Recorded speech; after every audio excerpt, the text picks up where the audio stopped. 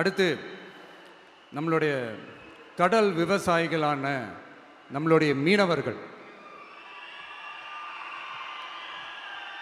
மீனவர்களுடைய பிரச்சனைக்கு அப்பப்போ எந்திரிச்சு கடிதம் எழுதிட்டு திரும்ப தூங்க போயிடுவார். அவ்வளோதான், அதோட அது அப்படியே கிடக்கும். மானே தேனே பொன்மானே இப்படிலாம் கடிதம் எழுதுறதெல்லாம் வேலைக்கே ஆகாது. ஒன்றிய அரசுக்கு அந்த உண்மையான உணர்வுபூர்வமான அந்த அழுத்தத்தை கொடுக்கணும். நம்ம மீனவர்கள் மேல அவங்க கையே வைக்கக்கூடாது, கையே வைக்க விடக்கூடாது. அவங்களுக்கான அந்த பாதுகாப்பு பக்காவா இருக்கணும். அதுதான் நம்மளுடைய ஒரே அஜெண்டா. மீனவர்களே, அடுத்து நம்மளுடைய ஆட்சி தான். கவலைப்படாதீங்க, தைரியமா இருங்க, உங்களுக்கான பாதுகாப்பு பக்காவா இருக்கும். இப்படி இருக்கும்போது அடுத்ததும் நாங்க தான் அப்படின்னு சிஎம் சார் சொல்லுவாங்க. அதெல்லாம் நடக்கவே நடக்காது. 2வது முறை வந்ததெல்லாம் சரித்திரமே கிடையாது.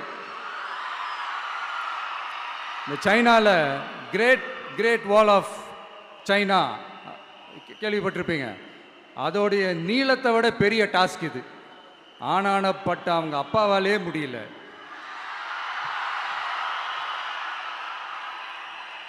நான் முன்னாடியே சொன்ன மாதிரி உரிய இடத்துக்கு போய் சம்மந்தப்பட்டவங்களோட பேசி அதுக்கான சொல்யூஷன் என்னன்னு தெரிஞ்சுக்கிட்டா அதை எக்ஸிக்யூட் பண்ணுறது தான் ஒரு தெளிவான அரசியல். சும்மா ஆறுதல் சொல்கிறதெல்லாம் தெளிவான அரசியல்லாம் கிடையாது.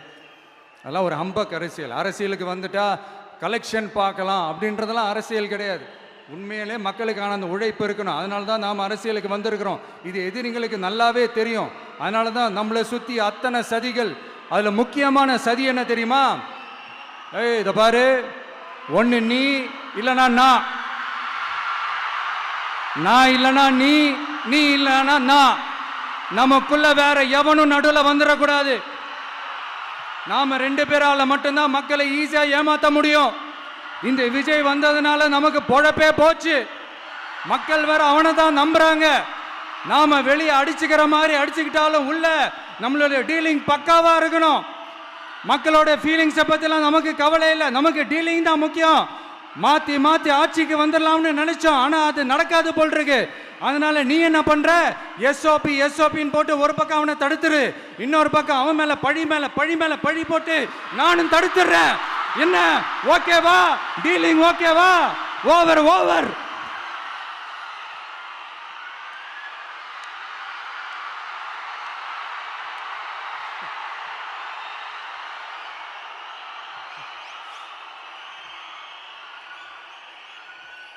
இல்லைங்க, உண்மையிலேயே சிரிக்கிறதா என்ன பண்ணுறதுன்னு எனக்கு தெரியல.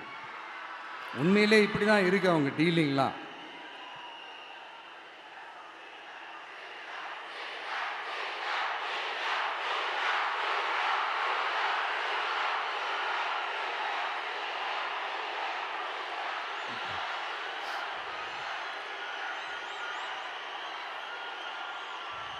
இப்படி பழி மேலே பழி போட்டு கரூரில் ஆரம்பித்து நம்ம ஜனநாயகன் படம் ரிலீஸ் வரைக்கும். ஆனால் அந்த ரிலீஸ் பிரச்சனையில் நிறைய பேர் குரல் கொடுத்தாங்க. முக்கியமாக நம்மளுடைய முதல்வர் அவர்கள் கூட பூசி மொழிகி பட்டும் படாமல் குரல் கொடுத்தாங்க. But what ever it is, குரல் கொடுத்த அவங்களுக்கும் மற்றவங்க எல்லாருக்கும் இந்த நேரத்தில் என்னுடைய நன்றியை தெரிவிச்சுக்கிறேன். இப்படி நாம் வெளிப்படையாக பேசுறதுனால சிஎம் சாரோட மனநிலை இப்போ எப்படி இருக்கும் தெரியுமா? ஏற்கனவே கட்சிக்காரங்க தொல்லை தாங்க முடியல, தூங்க விட மாட்டேறாங்க. இந்த விஜயும் வந்து தூங்க விட மாட்டான். நம்ம பாட்டுக்கு ஹைவேல சைக்கிளில் சோலாவா போலான்னு நினைச்சோம். இவன் நாடானா மக்கள் சக்தியோட வந்துட்டு இருக்கான்.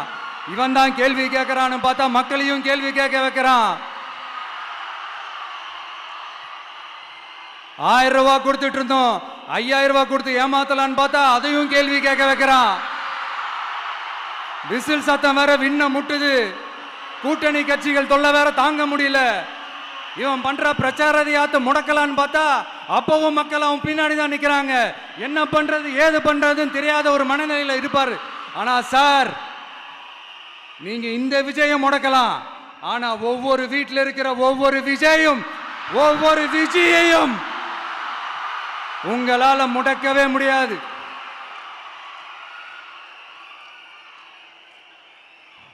அவங்களாம் ஆல்ரெடி பிரச்சாரத்தை ஸ்டார்ட் பண்ணிட்டாங்க சார். வீட்லயே குடும்பமா இறங்குவாங்க பாருங்க பிரச்சாரத்துக்கு. அப்ப உங்களால மட்டும் இல்ல, எந்த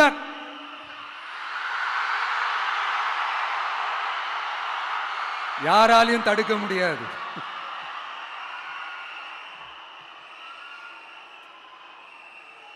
நம்ம டவுன் சவுத்தில் ஒரு ஊர்ல உங்க அப்பாவுக்கு வெங்கல சிலை வைக்கணும்னு ட்ரை பண்ணீங்கல்ல, அதுக்கு சுப்ரீம் கோர்ட் என்ன சொன்னாங்க? மக்களோட பணத்தில் யாருக்கு புகழ் பாட பார்க்குறீங்க அப்படின்னு கேட்டாங்கல்ல. அதுக்கு என்ன அர்த்தம் தெரியுமா? ஊராம் வீட்டு நெய்யில் உங்க வீட்டுக்கு ஸ்வீட் செய்யாதீங்க. எப்படி? ஊராம் வீட்டு நெய்யில் உங்க வீட்டுக்கு ஸ்வீட் செய்யாதீங்கன்னு அர்த்தம்.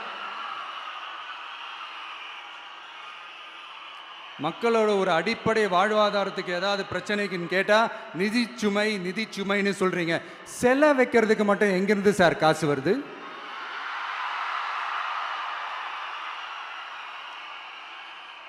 முதல்ல மக்களுக்கு அந்த சோறுக்கு வழி பாருங்க சார்.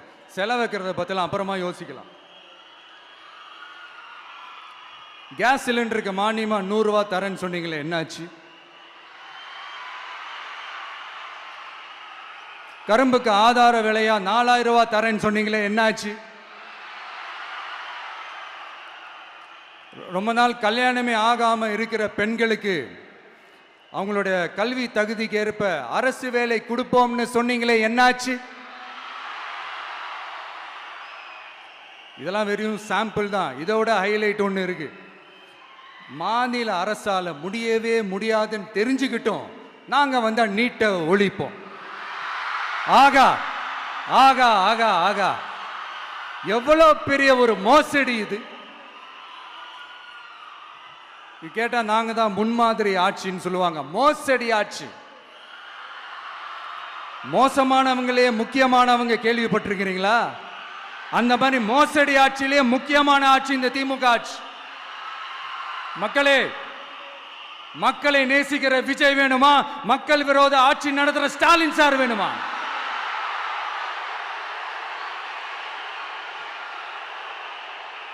இந்த விஜய் நம்புறீங்களா, ஸ்டாலின் சார் நம்புறீங்களா?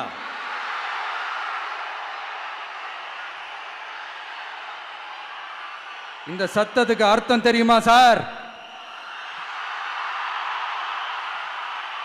ஸ்டாலின் தொடரட்டும் அப்படின்னு அர்த்தம் கிடையாது. தீய சக்தி திமுக ஆட்சி மறையட்டும், தூய சக்தி டிவிகே ஆட்சி வரட்டும். நானும் உதிக்கட்டும்னு சொல்லாம்னு நினைச்சேன், பார்த்தா அதை வேற திருச்சி பேச ஆரம்பிச்சிருவாங்க. திருநெல்வேலியில், நாங்குநேரியில் இப்போ ரீசெண்டா ஒரே லைன்ல சொல்லணும்னா, நம்ம நண்பர் ஒருத்தர் ட்வீட் போட்டிருந்தாரு, அதையே சொல்றேன். ஸ்டாலின் தொடரட்டும், சட்டம் ஒழுங்கு சந்தி சிரிக்கட்டும். இதுதான் அந்த பிரச்சனைக்கு ஒரே லைன்.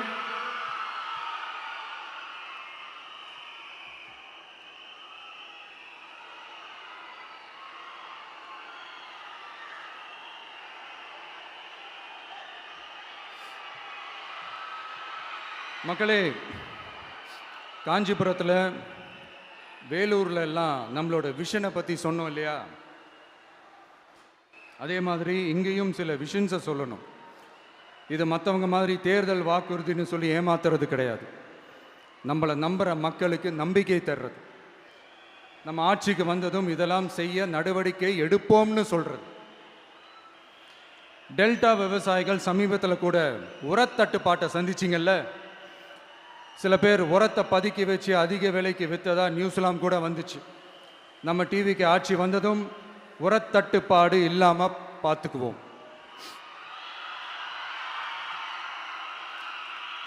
5 ஏக்கர் வரை நிலமுள்ள விவசாயிகள் வேளாண் கூட்டுறவு வங்கிகளில் வாங்கிய பயிர் கடன் முழுமையாக ரத்து செய்வதற்கும் 5 ஏக்கருக்கு மேல் உள்ள விவசாயிகள் வேளாண் கூட்டுறவு வங்கிகளில் வாங்கிய பயிர்க்கடன் 50% வரை ரத்து செய்வதற்கான சாத்திய கூறுகளை ஆராய்ந்து உறுதியாக நடவடிக்கை எடுப்போம். திமுக மாதிரி எல்லாருக்கும்னு சொல்லிட்டு அதுல தகுதி ஃபிக்ஸ் பண்ணி பாகுபாடு காட்டி ஏமாற்ற மாட்டோம். எல்லாத்தையும் வெளிப்படையாக சொல்லுவோம். 2 ஏக்கர் வரை நிலமுள்ள விவசாயிகள் மற்றும் நிலமற்றவர்கள் குடும்பத்தில் யாரும் மாநில மற்றும் ஒன்றிய அரசு ஊழியராக இல்லாமல் இருக்கும் பட்சத்தில் அவர்களின் குழந்தைகளின் பொறியியல் மற்றும் மருத்துவம் உள்ளிட்ட தொழிற்கல்வி முதல் அனைத்து வகை படிப்புகளுக்குமான முழு செலவையும் அரசே ஏற்கும்.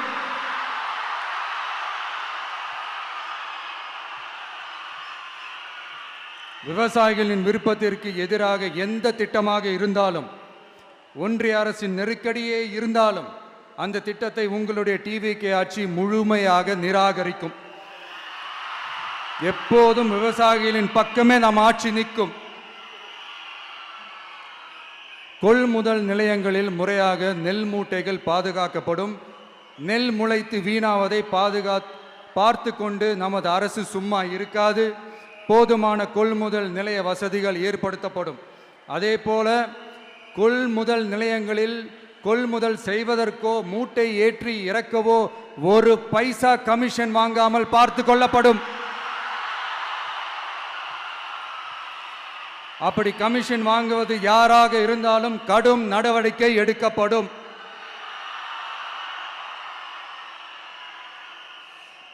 ஐநூறு ரேஷன் கார்டுகளுக்கு ஒரு ரேஷன் கடை என்ற வரையறை நிர்ணயிக்கப்படும். கிராமங்களிலும் எடையாளர் நியமிக்கப்படுவார். பெண் விற்பனையாளருக்கு பெண் எடையாளர், ஆண் விற்பனையாளருக்கு ஆண் எடையாளர் என்பது பின்பற்றப்படும்.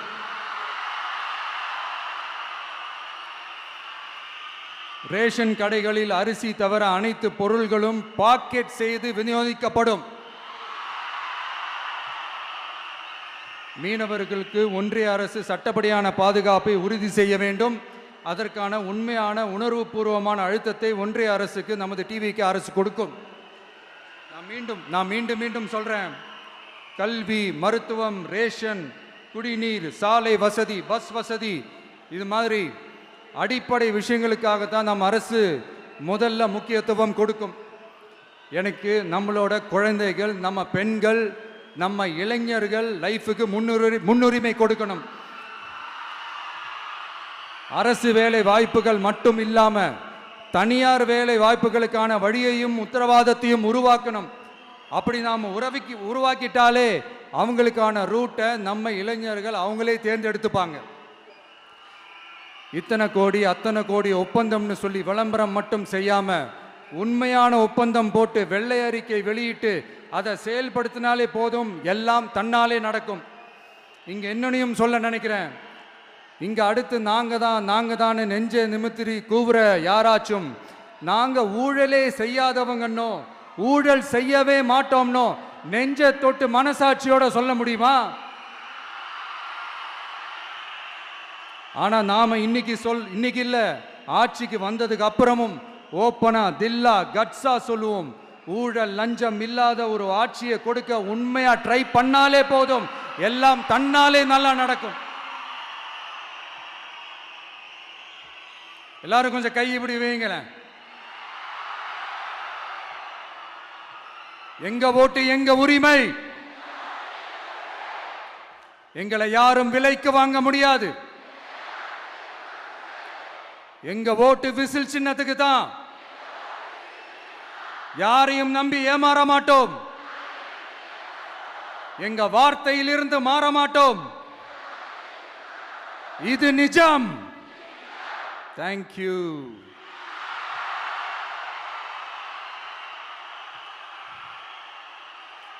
என் நெஞ்சில் குடியிருக்கும் தஞ்சை மக்களே,